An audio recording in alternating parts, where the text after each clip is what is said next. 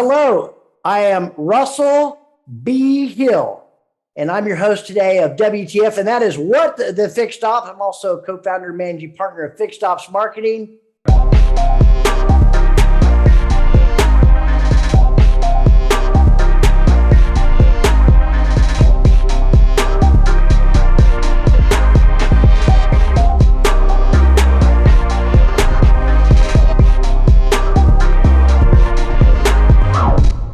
I'm also joined today by... I'm Charity Dunning. I am the co-host here at What the Fixed Ops. And before I introduce our guest, I just got to give a shout out to Wins. I know our guest is familiar with this sponsor of ours. So people who love cars love Wins. Check them out. There's a link in the description below. And I'd like to introduce our guest today. We have Chris McPhillips, the VP of FixedOPS at Sutherlin Automotive. Chris, welcome to the show. Thank you so much for having me. Happy Friday.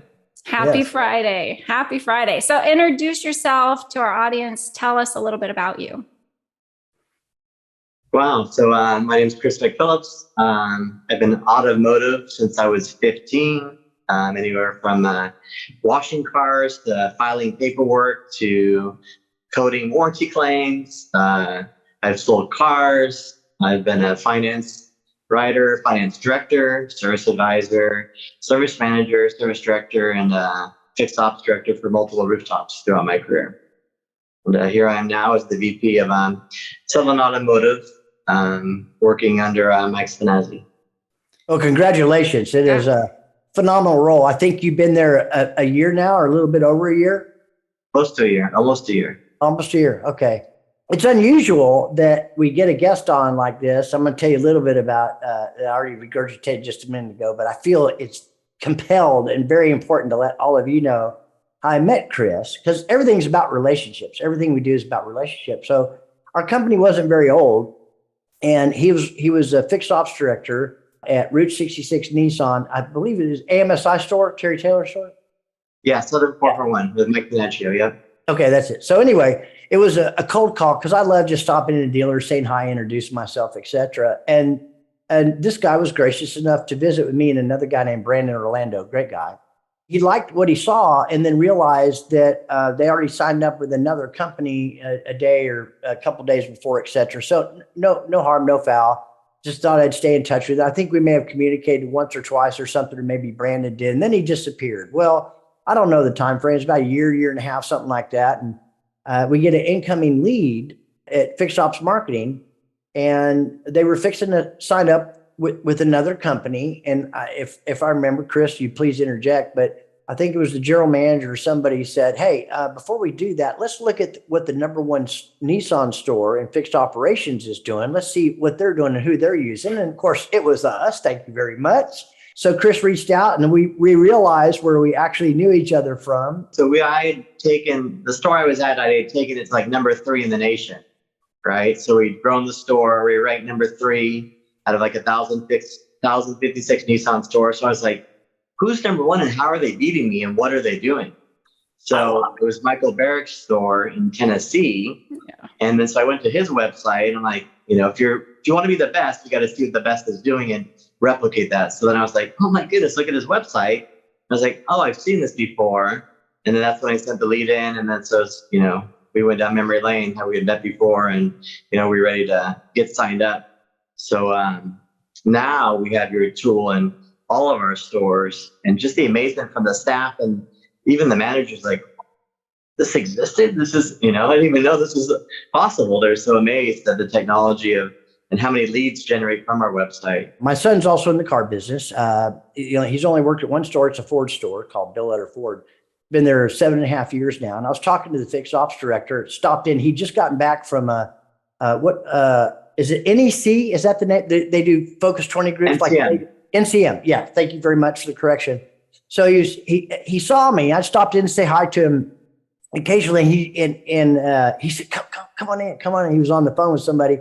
And I sat down. He said, man, I got to tell you what just happened. I said, well, what's that, Dave? He said, well, 3 days I've been at this NCM 20 group for our Ford dealers. And we were talking. He said, listen, they had this thing, this website grader, and they graded our website and we got an F. Do you believe that? And I said, absolutely. It's horrible. Anyway, he laughed because I could do that with him.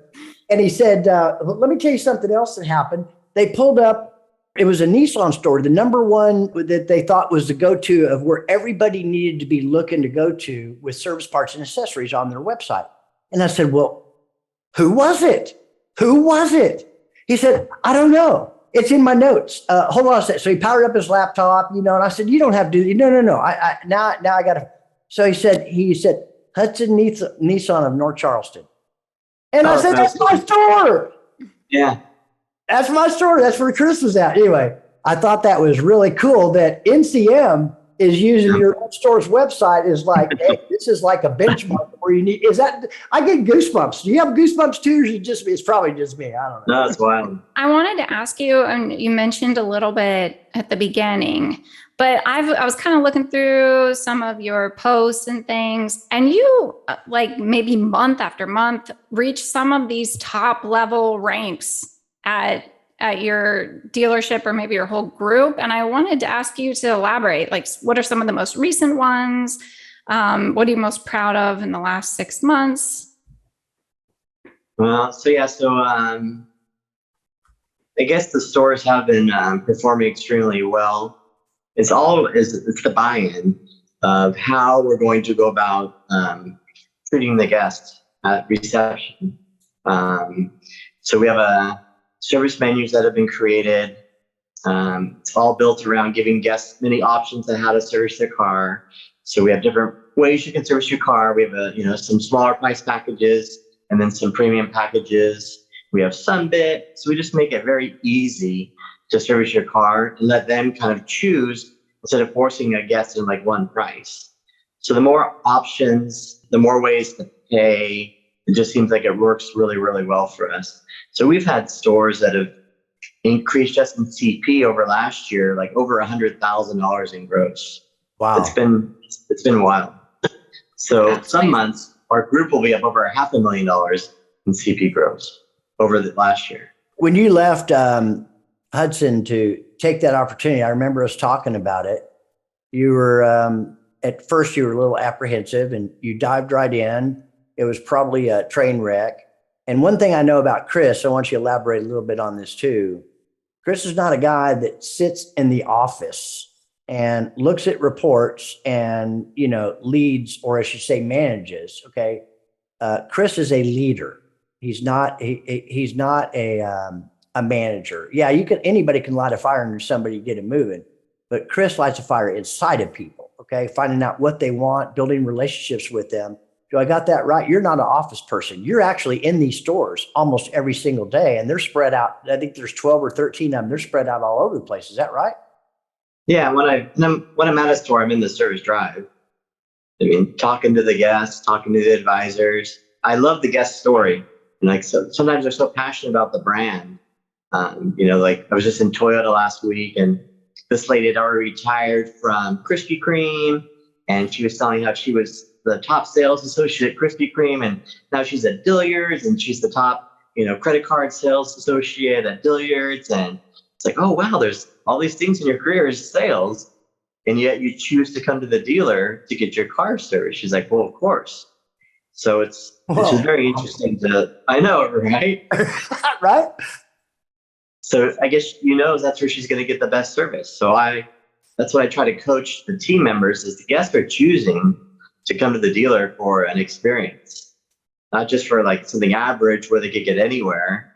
They want to have the opportunity to be not necessarily sold, but educated on how to service the car. So I spend lots of time at our Fort Myers store. I stand literally in the service drive for 8 hours with my laptop working. So I see every single car that flows to the dealership. That's unusual for the vice presidents or directors of automotive groups, for fixed operations. I think that's one thing that separates you, which is another of the many reasons that we wanted to have you on the show. Plus, I've developed a relationship with you over the years. I know we don't talk that much, but I'd like to believe that you're well taken care of with our performance team, and particularly Leanne. Leanne loves you to death, and I know you love Leanne too, right? Yeah, the minute we can like changes with Leanne, or is like moments, I ask, hey, how about this idea? For sure. And next week it's on like fuel saver coupons to email blasts. Whatever it is, it's moments before it's handled. Yeah. That's nice. You can just get it done. So tell us, Chris, what kind of leader, how would you describe yourself as a leader? Yes. So I guess I don't know if the word's demanding. I have high expectations for everybody that works for the automotive group. But in regards, I want them to have high expectations for themselves. And I would never ask them to do something that I personally would not do. So I coach the managers to, drive customers' cars, get as much information as you can right up from the guest, maybe drive with them, drive after with them, especially on cars now are difficult to repair. Not everything's simple, as they were in the past. There's so many noises or performance issues or different transmissions and hybrids, and the car's turning off and it should not turn off, or it turns off and they think it should run. So I really teach everybody to be hands-on and have empathy for the guest and listen and learn, and then come to an understanding how we're going to get this car fixed for them, or having them an understanding of how their car is meant to run. So everything, I guess, I coach is, hands-on. We're there for the consumer, but we're also there to protect the store and to offer services. So we do expect a lot from the advisors and from the managers, but we also, want a world-class experience. We have to have a high standard for the guest and high, manufacturer scores. So that, you can get both, but you just got to care. Yeah. The experience is really important, right? The better job we do building value, the less objection there is to price. And they don't know. They're coming to you as the expert, right? That's what they're coming to you for. And I know there's a lot of moving components. There's equipment, there's techs, there's advisors, all the different vendors that you use. And we all know that the first point of contact, for the most part, is where all 4 of your profit centers are located, which is on your website. So that needs to be a good experience too, because anybody can advertise a price. What comes with that? And when you match that, when you get into the service drive, that starts the things that all of us are dealing with today is repeat, referral, and retention. Those are your mantras. That's what you live by. That's how, when somebody would ask me that's what I think, Chris, and that you're hands-on. So when you first went in to the Sutherlin, did you kind of see what was going on and slowly started implementing? Did you make wide sweeping changes, some yes, some no, and let a little time go by? And how was that well received? Because they didn't have somebody like you before, did they? Yeah, no, it was a grassroots kind of job.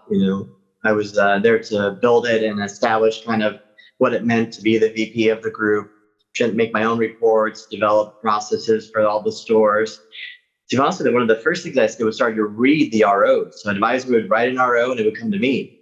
So I read thousands of ROs. I wanted to see, what the customer was seeing and what the mechanics were seeing. Because there's no communication between the two, then it just slows everything down. So I read so many work orders.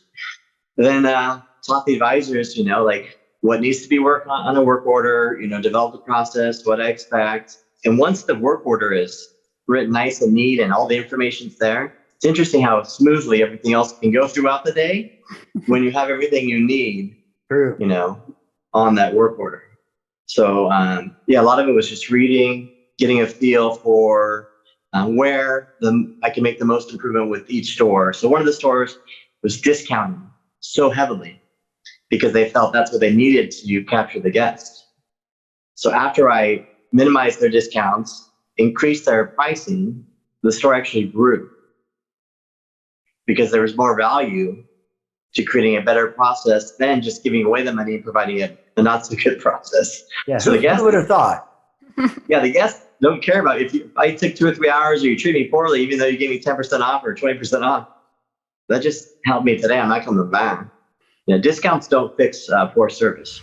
Hello, everyone. I just wanted to take a moment to say a few words about our new sponsor, Wins. People who love cars love Wins. With over 80 years of experience in innovation, Wins leads the industry with product and system innovations that drive vehicle performance and longevity. Wins leads through our innovation, our technology, and the products we create. We bring a legacy of superior performance that professional service providers trust through our heritage of innovative formulas and unparalleled service. It starts with fuel and oil, and it ends with excellence. Our dedication to research and development has led to more than 18,000 granted and pending patents across our company. And that drive continues today at Wins. New vehicle technology like EV requires leading-edge service and products. Wins ensures our products meet EV requirements and still provide the same high level of protection that we've always offered. We meet tomorrow's needs by using our knowledge and technology today. Wins brings innovative, technically advanced, professional-grade solutions to the world. Our legacy of innovation and performance is always copied, but never outrun. So thank you, Wins, for sponsoring the What the FixedOPS podcast. No, leadership does. Sometimes when I'm talking to people, so I have this, I even forgot the name of it. It's like a minute from here. It's a convenience store. And a gallon of milk is like, $6 a gallon. But Walmart is quite a bit further, right? And it's like $2.95. And I asked people, which one do you think is cheaper? They said, the Walmart. That's the only place we'll go for milk. And you think maybe it really could cost you more? I said, how could it cost you more? It's $2.95 versus $6. Well, how long does it take to get there? Where is the dairy products? And are you really going to walk out of there with just a gallon of milk after you go through the entire store? And then by the time you get out there, a cart is dinged your door, and then you're home. And it's 45 minutes later for a gallon of milk that you thought you were going to spend $2.95 for, and you spent $100, and you got a ding on your car, the gas, wear and tear, and your time. Isn't it cheaper just to get the six? So it's about value. The convenience of something like that is worth more to me. And that's what I get when I go to my local dealer. Is I don't mind paying. I don't think most customers mind paying more if the experience and the value is there. Do you agree? Yeah, it just has to be true empathy and true appreciation for them to all what they've earned throughout that month or year to come spend it with you. You need to treat that with respect. Not just take it for granted that they chose you that day. But we do a phenomenal job. But I always tell everybody, like, we do celebrate the rewards, but then it's like, what did we miss last month, or what did we miss the month before? What can we do better? So I remember in Charleston, I just taken the store to the top, 3 in the United States. And my express team was like, to me, one of the best. We were doing like $700,000 in fixed gross from the small little store. And then one day a customer came back and they had like an oil leak concern, but it was just in for service. We did tires and brakes and everything. And I take the car to the main shop and pop the hood, and the valve cover is leaking. I'm like, I was shocked. I was like, in my store? They were just here. They just bought brakes and tires. I was like, it blew my mind that we could be doing so well and things are so smooth, but yet we totally just missed this opportunity and kind of failed the gas. So obviously I paid for the valve cover. Wow. But then that was really eye-awakening. Like, oh my, like you can do so well, just because you made a lot of money doesn't mean you did a good job. Because what did you miss? So we're always talking like, what did we miss? What can we do better?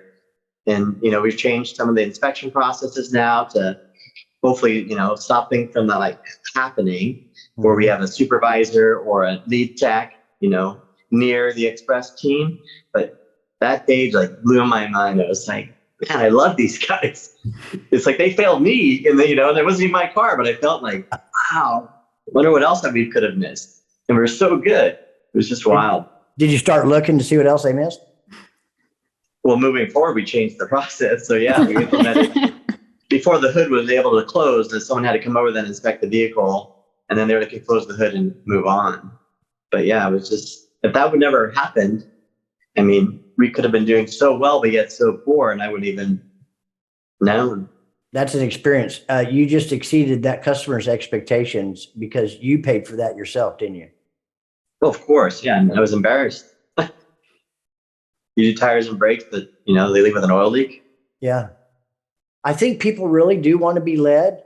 They want to know they count, they matter, and you do a good job of that. The empathy is really important in dealing with people, all of your people, as well as the customers. And they just want somebody to listen to them, right? Yeah.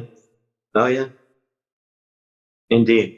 It's really amazing business. The customers are wonderful. There's a few that, obviously are not as wonderful, but in general, I mean, there's thousands of customers that come to our group, and there's so many good stories from especially the Subaru guests. Those advisors are constantly getting emails and thank yous and little caveats and donuts and things like that. So it's pretty amazing that you can provide such a service that the consumer will spend some money with you, but feel so good to provide you with some sort of gift for making sure they're safe. I love it. And if you can build that relationship with all your guests individually as an advisor, where they treat you more as a friend than just someone to come to do business with, then you've won in our industry. I like to ask our guests that come on this question, probably for about the same reason that you like talking to all of your customers that come in. But I would say that it's fair to say that you've gotten to the next level in your automotive career. Mm-hmm. And I want to ask you, how did you do it? What do you attribute that success to? Or is it multiple things? It's a big question.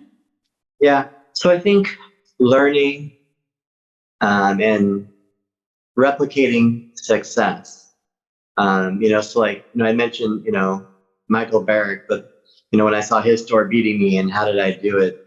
There's been other, just like there's Jason Yates. There's so many people in our industry that if you're a young advisor, a young manager in the group, you learn, implement, and then you do have to kind of, not say market yourself, but, network yourself when you go to meetings or when you go to these workshops, get to know the people that are in our industry. My career path came from word of mouth. So I would learn, implement, grow my staff, promote. Then, I still get calls from technicians that I worked with 10 years ago saying thank you, or the service advisor that, that I had promoted from the parts department saying I've changed his life forever. He's so thankful. So wow. Everything that I've done in my career, I've tried to share it with everybody. And then I've tried to learn from everybody else so that I can become better. And then also broaden who I know in the industry so that if I do need a job or I do want to make a move, then I have good references. They're like, yes, you can trust in Chris. So if you don't network yourself, don't do what you need to do every day, don't get outside of your bubble where you work, then I think you're kind of, you'll trap yourself in your career. Mm-hmm. Because you only know what you know. You definitely have to keep learning and meeting people, obviously, like an opportunity like this today, or, meeting Russell those years ago and seeing what his website can do to our store, and then, just being able to learn. So I've noticed from when I've asked that question before, a lot of successful fixed ops guys, they leave the door open to, vendors, for example, that want to come in and show you their products. And they'll sit down and listen to see what it's all about. They're really open-minded. Yeah. Well, so Repair Pal, I think, I don't know if anybody, we had Repair Pal in Charleston, but we ended up terminating our contract with them. So then when I came to take on the stores in Florida, we're Sutherlin now, I knew that they had a good product, but some of the options back then weren't what Hudson wanted. So I called them back, brought them down. They're like, oh yeah, Chris, we can do that for you. No problem. We'll work with you. And so now Repair Pal, I would have is in all of our stores. Mm-hmm. So it's sometimes not always even the first attempt at a business relationship, but it's working out the needs for your store. And then next thing you know, it just blossoms into like a true, friendship / I guess business advocate for you. Because what Repair Pal does for our store, just the confidence to be able to quote a price, or the BDC to look something up, be able to quote a price is truly amazing. It is very transparent. There are sponsors as well, just to Okay. put that out there. So when we set up a store, it's your company, FixedOPS Marketing, Repair Pal, Dealer Wing, and Sunbit. Those are the 4 vendors I take with me everywhere I go. And Wins, don't forget about Wins. Oh, and Wins. Sorry, and Wins. Sorry, Jesse. No, I'm just Also a kidding. sponsor of ours. So and Wins is in all of our stores also. And that's so Wins relationship. Last year, we had the hurricane down here in Florida. So we were without power and all sorts of crazy things for his people. We had employees that were homeless and no electricity. So Wins came for like a full day and brought water and cooked for like everybody, like Wow. customers, technicians, employees. It was all day they're beat. But I was like, wow. I mean, and that I don't think they just did it for us. They did it for other stores that had the same scenario that they involved in. So it was just amazing the support that we got from them. Also, That's the kind of stuff we need to hear from people about vendors. So in your position, how does a vendor even get to you, and how do you even pick and choose who you actually get to spend time with? Because you could theoretically spend every day, all day visiting with vendors. So how does one make the cut? I'm just curious. so lots of times, it is if it's a need that the store needs, it is a long process because we are, I guess, like educating. I'm educating myself on, who's using your product, what the product does. Will my staff actually be able to use your product? Because if I spend all this money and no one's using it, then it's a waste of money. Recently, we are using Call Source for 2 of our stores, which is outside BDC, and that took like 3 or 4 Zoom meetings, me Zoom meeting other companies also, and we decided to go with them. But once again, I think it's all at the end of the day, it's where I feel I'm going to get the best immediate support for our store. So if something happens and I need it fixed, who can I count on to get it fixed in a timely manner? With you and I with the Lexus store, Lexus was like, oh no, like you can't have this. We're like, well, it's new to us. We have it on Oliver, So like I think the next day, like it was fixed, So we were Lexus compliant. It wasn't like a week later. It was like next day, everything was compliant on the Lexus website for our group. Yeah, I didn't even know if you knew that, if you're in the loop on what was going on with the fonts and stuff like that. But apparently you were, so good. Yeah. I think Chris is involved in everything. Yeah. This is also one I like to ask because there are different perspectives depending on where you are and what's going on right now. And it kind of is interesting to see it change over time.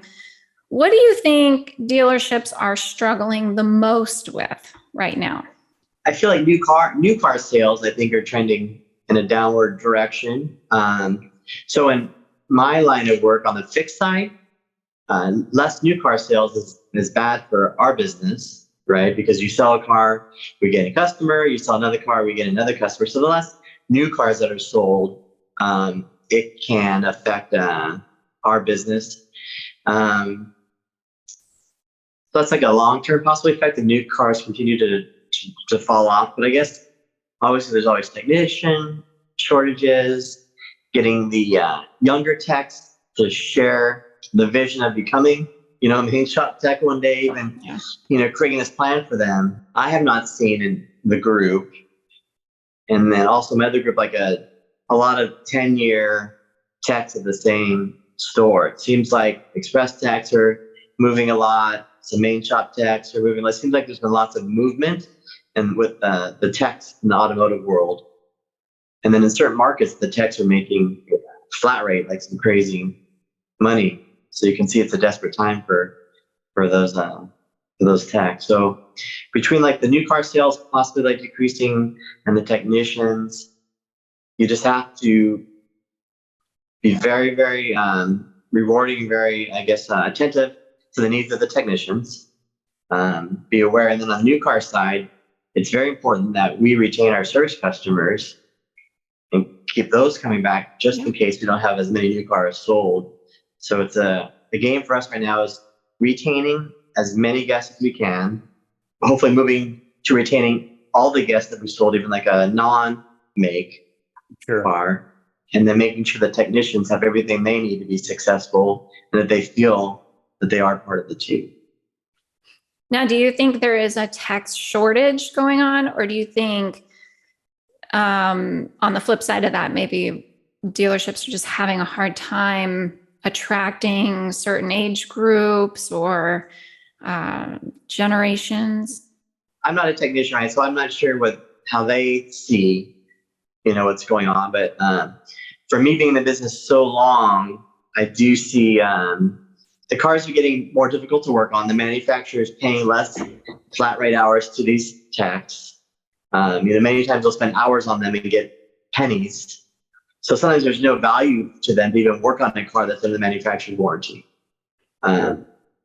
So then you really have to have people who are focused then on the customer pay and how to gain more of that. So do we have a tech shortage, or are they just getting paid less and the cars are harder to work on? From when we had distributor caps, built filters, and you just check the timing with the timing light and the cars are good to go. I mean, the car is so advanced now. Are they really getting paid for their time, or are they wasting their time on all these cars? And is that why we have this inefficiency? Or it's it'd be interesting to have a panel of those gentlemen to see if they're tech shortage, or are they really getting the blend and the stick right now in this world with these type of cars. Yeah, I'll make a note of that one. Yeah, that's a great point. Patrick's already making a note of that one. I'll bet. That really is a great point. I wonder sometimes, I hear about technicians leaving over a few dollars an hour or something like that. Is it really about the money, or is it more about the leadership and they don't feel valued or inspired or motivated? Or is it a combination of both? Do you have any thoughts on that? I think it's a little bit of both. I think they're looking at, they have a value that they feel they're worth for their skill set. And then the dealership has a margin they're trying to maintain, and then not charge the guest a super high margin to maintain that margin. So there's just this blend of, I'm valued at this, the store needs X, and then, the consumer's going to pay X. So you just try to keep that pendulum, balanced so you can make everybody happy. But I do, the market that we were in Georgia, I mean, it was rough. A lot of tech hopping, in that area, $5 more, $4 more, per flat rate hour. So makes a difference, doesn't it? Yeah. So how about this? Let's pivot here for a second. Are you married and have children? And what are their names and how old? And what's your wife's name, if you're married? Yeah, so I'm married. My wife's name is Monse.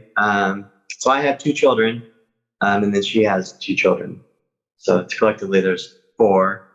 Mine are living in Southern California, and hers are living in Ecuador. The oldest ones are 27, and then my youngest is 19, and there's a 20-year-old also. Wow. You said Ecuador? Yes. You ever go visit? I have visited when we got married a few years ago, but I've not been back since. So. And how did you guys meet? She was here visiting family in Florida when I lived on the other coast. It's amazing how things work, huh? Yes. Yeah, I've seen you guys on pictures on Facebook on Beautiful Wife, pictures on trips and stuff that you take, and you don't get to take a lot of those right now, do you? Most of them are work trips. And then we, in the evenings, try to do something besides, work all day long. True. So I'm going to ask you this as well. As you're growing up and working in different aspects of automotive, because you've been in the automotive space for a long time, was there a defining moment where you said, hey, I want to do this and continue to learn, or I don't want to do this anymore? Was there any kind of crossroads where the light went off and you dug in? And who mentored you? Where did your inspiration come from to keep moving and keep learning? Because it is really important to continue to grow. And that's very important, like who you associate with and things you read and people you listen to. Where did that come from? Because nobody gets VP of an Sutherlin Automotive group unless they have a lot of passion and desire in a lot of different areas. Where did that come from, Chris? So originally it came from my father. My father was a owner of an Acura and a Subaru franchise while I was growing up. So him providing for the family in such a manner inspired me to want to be able to be like a provider and use this automotive as a vessel for me to provide for my family and to accomplish the goals that I wanted in life. But one of the first, I guess, moments where I knew this was the career for me is there's a gentleman, spoke Spanish mainly. He was a porter, but the best guy in the world. So I thought he would make a very good advisor, but obviously very little English at the time in his career. So I can remember on a white piece of paper, I wrote down like the words, customer safe, my check engine light is on. Customer safe, my brakes make noise. That way he could actually write that on the RO, because he didn't know the English that well. So after a year, 2 years, he was speaking English. He was typing English. He was so good. He was able to buy a home.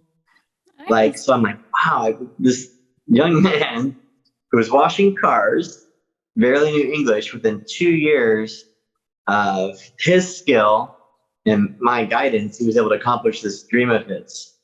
So I was like, so this is pretty awesome because I've been able to accomplish my dreams at that point in my career. But then I was able to have someone else accomplish their dreams. So then it was kind of my point to make sure that everybody that I had touched that worked with me, I somehow was able to help them reach a goal, whether that was to become a master tech, express tech, service advisor, buy a home, whatever that was, that I would help them accomplish those goals by providing a great place for them to work, learn, and make a good living.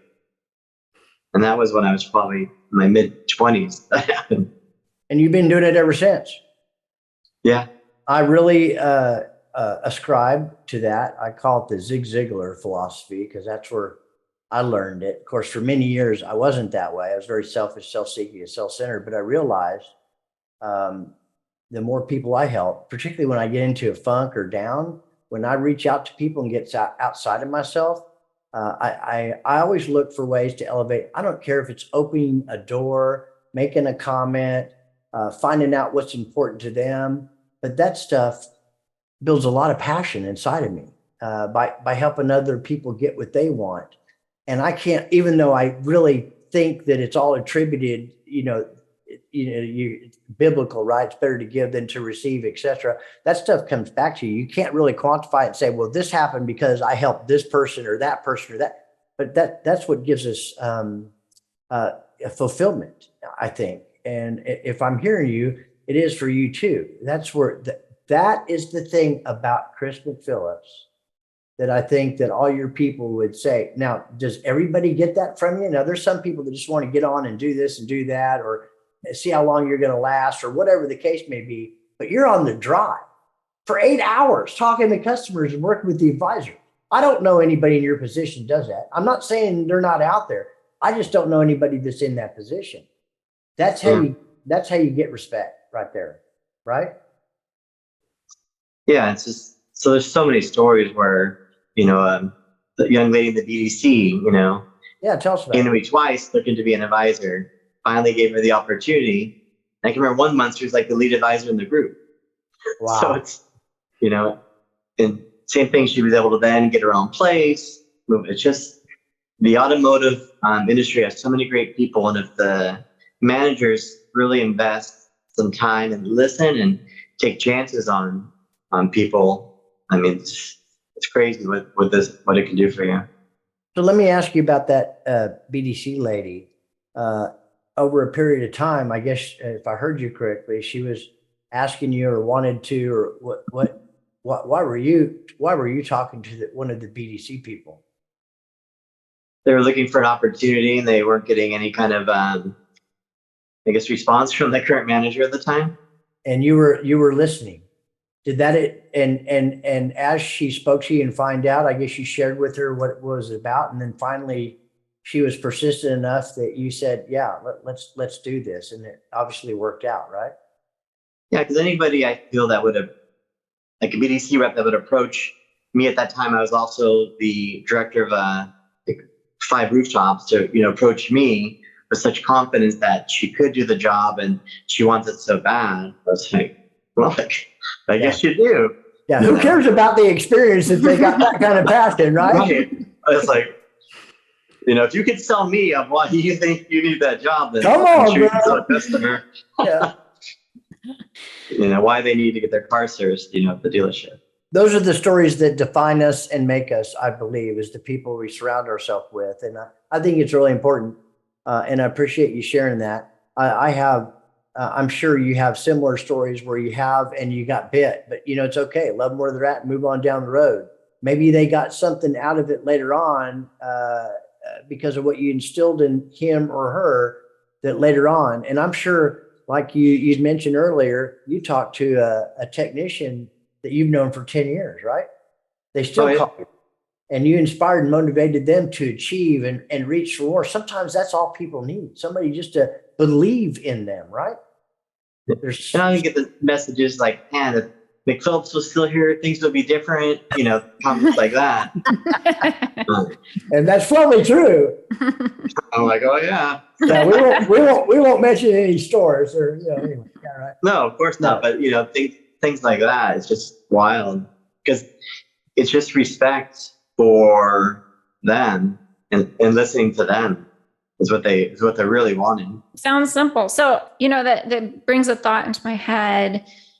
I don't hear many stories of people, going into like a department store and being able to work their way up and buy a house or, I really only hear about automotive. And, what is it that makes automotive special in that way? The revenue that is generated from the automobile industry, since it's a selling opportunity, provides a higher source of income than selling potentially, something inside of a domestic, like a store, department store, like shoes or colognes or something like that. The monies that these stores can generate can afford to pay someone with a high skill set, a very good wage. And I was talking to, when I was interviewing some of the service advisors last week that are new to our group, that's what I asked them, like, did you go to high school to be service advisor? Or, there's no courses, right? Like in college, like service advisor 101, right? There's a book. I want to be a service advisor. Like half of us don't even know what the position's called. You just go in and get your car serviced and someone comes out and helps me. I don't know what they're called. So it's just interesting, like how they be, one person was a cashier to begin with, or this person was doing something else, but nobody graduated from high school, from college and says, I'm going to go write service. Right. No. They landed in it because they were good with people. Yep. It's the greatest industry in the planet. It really is. It's vast, but it's really very small. It's welcoming. In 1985, I wanted to do something different with my life, and I wanted to sell cars. I became infatuated in 1968 when I got my first Hot Wheel, when Hot Wheels came out, and I fell in love with cars ever since. And so I wanted to sell cars. I had no idea I didn't have, I didn't know that if you just had a passion and desire and you're willing to listen. This guy, his name is Mike Bigger, still a friend of mine today. We don't talk as much as we used to, but he took me under his arm and trained me. And I ended up making more than people coming out of college with a 4-year degree. And the irony is I don't even like cars. Like I like people. It's like when I was my father had bought me a 67 Camaro and then a 69. Him and I were supposed to rebuild it together, and that was gonna be my car, and we were gonna work on it at nights in the garage. After a few months of me in the cold garage on the floor working on this car with my father, I'm like, I'm not for cars. I'm like, I'd rather go talk to like 10 people. Well, you're darn good at that, man. You are. Yes, you are. It's wonderful. Not only that, but if somebody like that, young woman that you were mentioning earlier that just, you gave her a shot. It just depends on where you want to go. But I know some technicians, particularly with Highline, they're making over $200,000. They're certified, masters, but I mean, they make over $200,000 a year, but they didn't start that way when they first got there. And most of the time through their career development, the dealership would end up actually paying for their education to keep going to the next level. And I know the market or the industry is changing, but you have to put in the time. And I mean like time. So the majority of my career was like 10, 11-hour days, 5 to 6 days a week. And I know the industry is trying to change that and evolve into these 4-day work weeks. But I remember when I first was in service, it was like 7:30 to 5:30, no Saturdays, And then one day the independents were, kicking our butts and like, we're going to open on Saturdays till noon. And nobody asked for a day off. They're like, I guess we're open on Saturdays till noon now, everybody. Like, and everybody just worked Monday through Friday and Saturday till noon. It was. It was like, we're open on Saturdays now. It was wild, and now some of the stores I go to that we own, when we took them over, they treated Saturday like they should be closed. And to me, it was like wild. I'm like, we're open, but you only have like 3 people here. Mm-hmm. I'm like, and to me, I was telling them, I'm like, it's so disrespectful. Like, go to the theater on a Saturday and then walk in, and the person getting your ticket and the person making that popcorn, the person on the movie is the same person, and you got to wait 30 extra minutes. I'm like, would you like that? And they're like, well, I just don't like it working Saturdays. I'm like, the people in the theaters don't either, but they're there for you. They're open. So it's this whole culture change the employees to quit thinking about themselves and realize, hey, we're in a customer-focused business. So if we're open, we're open. Let's go. Put the smile on, get staff. Let's run like we're open. So the Saturdays, kind of amaze me that people that work them still feel like, I don't want to work a Saturday. Like, you want to go somewhere else to get service on a Saturday, but you don't provide the same service when it's your opportunity. Good point. Good point. It's just, it's wild, the mentality, or the technology where everybody's going digital. And I'm not good with technology. Well, quit using online banking, please. And don't pay any bills online from them. I want you to go to the bank every time you need to do everything. Don't use your phone anymore. Well, no. Well, then start using a tablet. If you can use online banking, you're going to use the tablet at Sutherlin Automotive. So get used to it. That's very simple too. That was a great analogy. Yeah. People don't like change, do they? But yet they're using it. I know. But yet they don't want to provide the same service because they don't like technology. Yeah, I like that theater thing. You buy a ticket and then you walk in there and they serve you popcorn and Coke, same person. Then they go take your ticket from you and tell you where the theater's at. And I mean, it's just like, are you kidding me? You're right. If your staff, take care of the customer, right? Yeah, let's go. We are passionate about helping consumers find a great, trusted place to get their car fixed. We have 4 million uniques who come to our website each month for car repair information, and we help them find our RepairPal certified locations. We also have amazing partners like USAA that offer our RepairPal certified network to their customers and members. So how are we going to help dealers?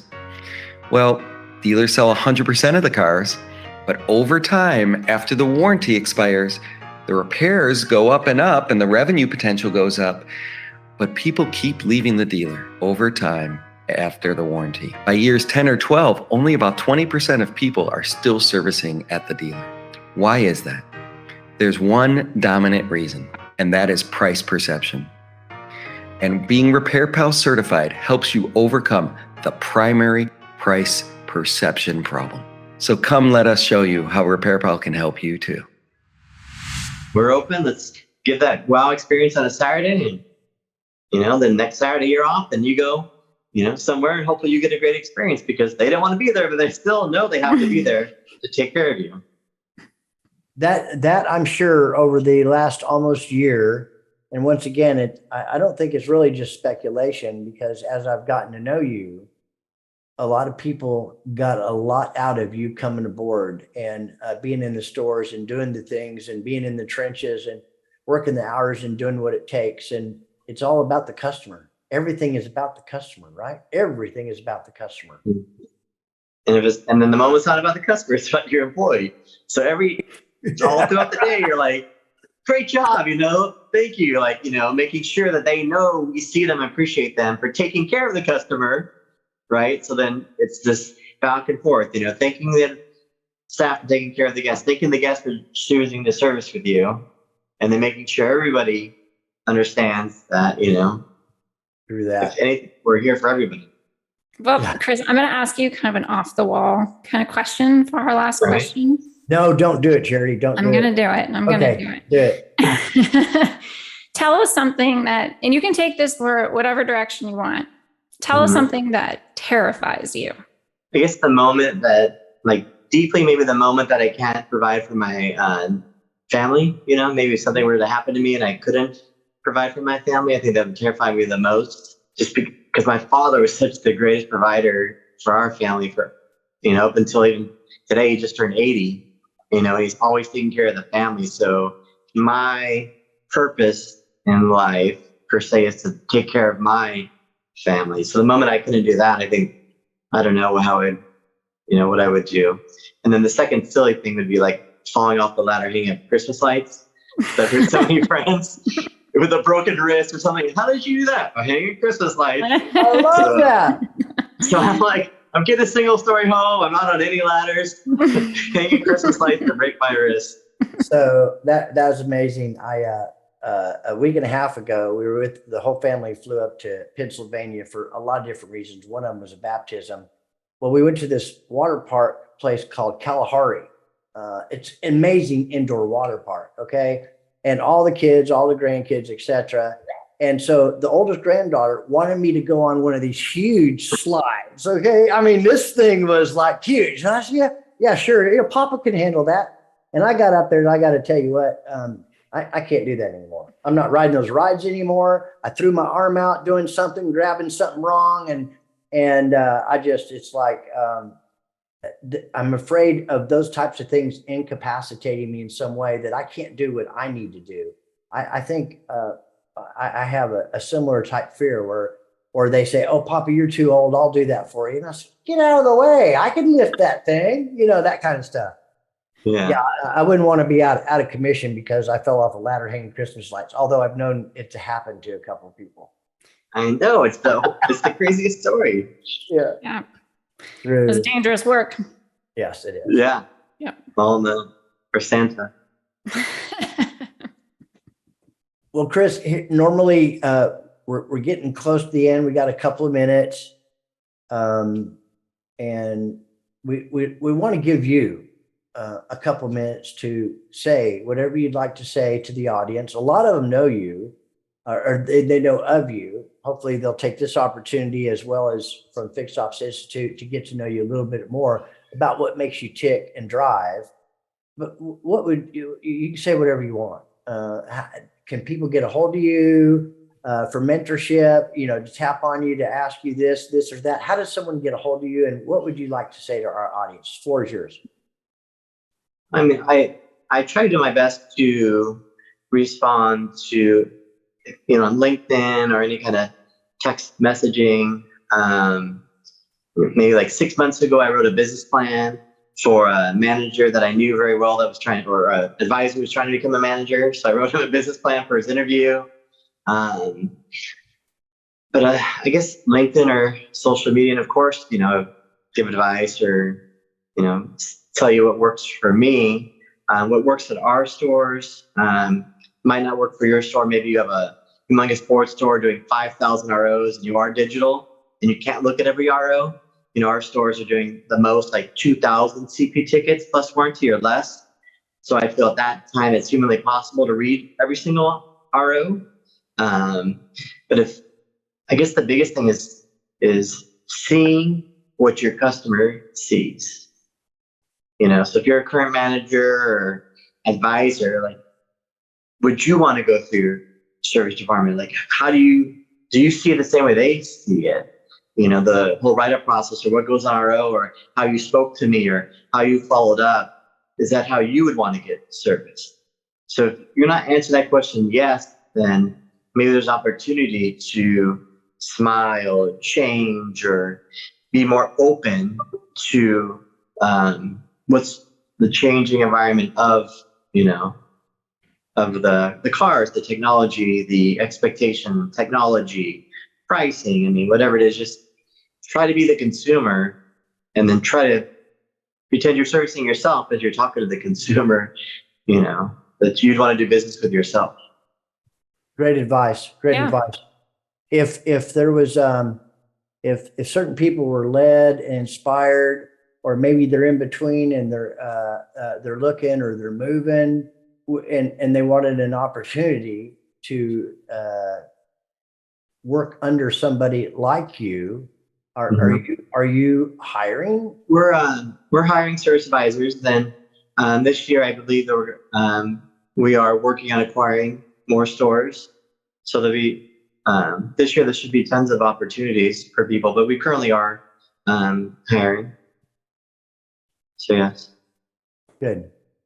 Thank you very much. Charity, any other last thoughts? I don't think so. Great conversation. It sounds like your dad really instilled a lot of really positive values in you that trickle into your family and your career. And I can just see the next several years are going to be great.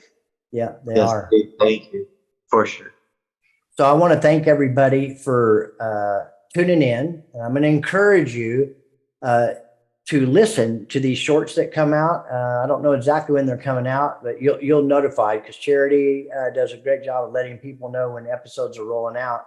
But I can tell you this: like them, love them, share them, find our stuff, check them out on LinkedIn, reach out to him if there's something he can help you with. I know if he got flooded with 1,000 people, that would be great. I don't know if that would happen, but I can tell you this: Chris McPhillips, you are truly an amazing man and giver back to community. And so thank you very much for coming on WTF today. We really appreciate you. I appreciate that. Thank you so much.